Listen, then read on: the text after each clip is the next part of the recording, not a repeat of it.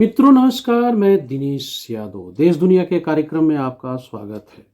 पूरे देश में डॉक्टर भीमराव अंबेडकर को लेकर चर्चा काफी गर्म है।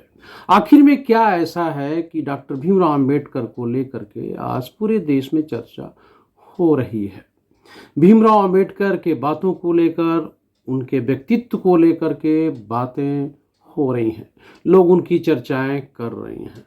इसमें कोई शक नहीं है कि 20वीं सदी से लेकर और 21वीं सदी में पूरे दुनिया में छा जाने वाले अपने व्यक्तित्व को लेकर शख्सियत का नाम है डॉक्टर भीमराव अंबेडकर, जिसने जीवन में खुद संघर्ष तो किया ही बल्कि कुछ ऐसा किया जिससे देश के मजलूमों और गरीबों को न्याय मिल सके।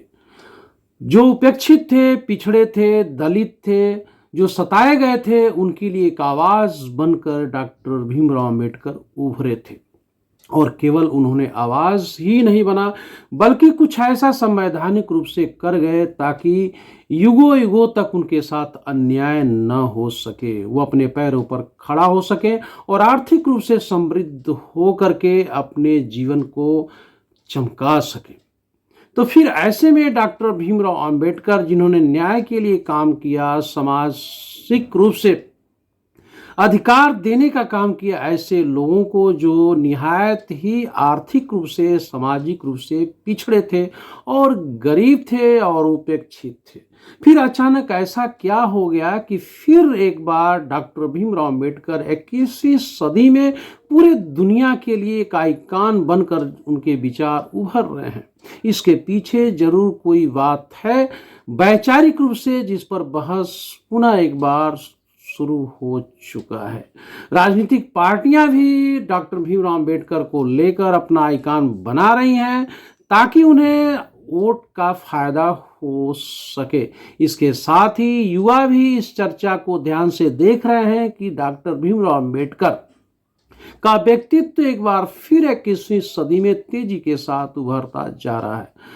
बंधुओं, वह व्यक्ति महान होता है जो अपने जीवन में आगे बढ़ने के लिए संघर्ष करता है और कठिन परिस्थितियों में और विकट परिस्थितियों में संघर्ष करके अपने लिए रास्ता बनाता है और अपने व्यक्तित्व को निखारते हुए अपने भविष्य में सफल होता है। फिर वह दूसरों के लिए कुछ ऐसा कर जाता है जिससे उसके लिए आदर्श हो जाता है। इसमें कोई शक नहीं कि उजाले के रूप में व्यक्तित्व उभरते हैं और दूसरों को रास्ता दिखाते हैं, जिससे दूसरे के अंदर भी आत्मविश्वास भरता है और एक आदमी उससे बहुत कुछ सीखता है और अपने जीवन में उससे अनुभव लेकर के अपना एक स्थान बनाता है।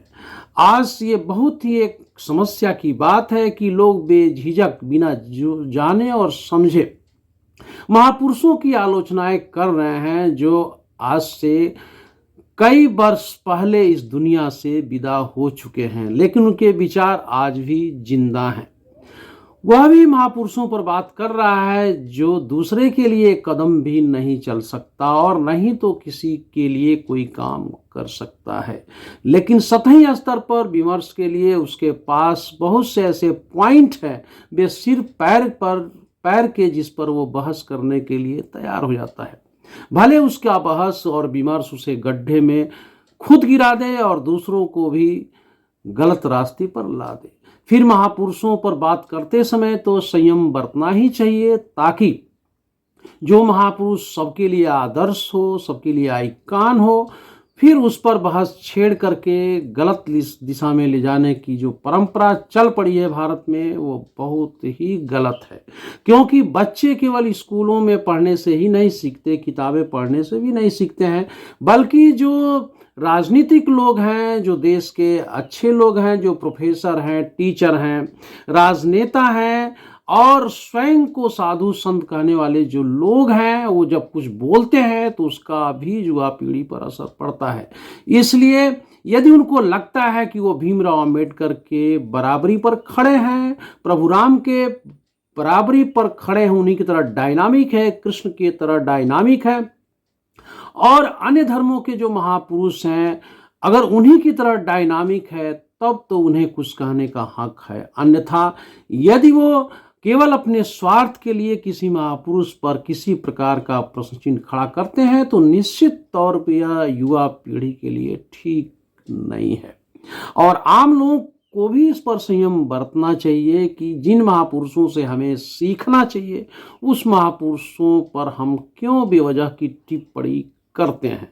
महापुरुषों के बीच हम कोई कंपैरेटिव स्टडी नहीं कर सकते।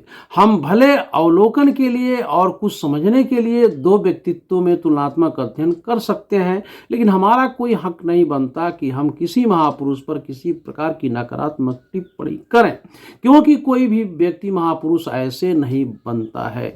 पूरा जीवन भर वो संघर्ष करता है, समाज को दिशा देता है और दूसरों के लिए एक रास्ता छोड़कर जाता है। यदि हम किसी के बारे में बिना जाने समझे और अध्ययन के कुछ बोलना है तो निश्चित तौर पे हम दूसरे लोगों को भी गलत रास्ते पर चलने के लिए जो है एक रास्ता दे रहे हैं। इसलिए हमें महापुरुषों पर टिप्पणी करने के पहले संयम जरूर बरतना चाहिए। आप कैसा सोच रहे हैं और क्या विमर्श कर रहे हैं, इसका भी आपके आसपास के लोगों पर असर पड़ता है। यदि आपका व्यक्तित्व राष्ट्रीय स्तर का है तो इसका भी दूसरे के ऊपर असर पड़ता है। इसलिए आज के राजनीतिक परिवेश में एक सुधार की जरूरत है ताकि उनसे देश के लोग कुछ सीख सकें और उन्हें भी आने वाले दिनों में आदर्श मान सके। इसलिए निजी स्वार्थ के लिए और केवल वाफो फायदा करने के लिए दिशाहीनता का रास्ता न चुना जाए, बल्कि देश के लिए जो अच्छा हो, बेहतर रास्ता देने के लिए सुझाव हो, वही बात बोला जाए। तो फिर आप इस चैनल को देखते रहिए, फिर हम आपके लिए लाएंगे आगे विमर्श। मैं दिनेश यादव, नमस्कार।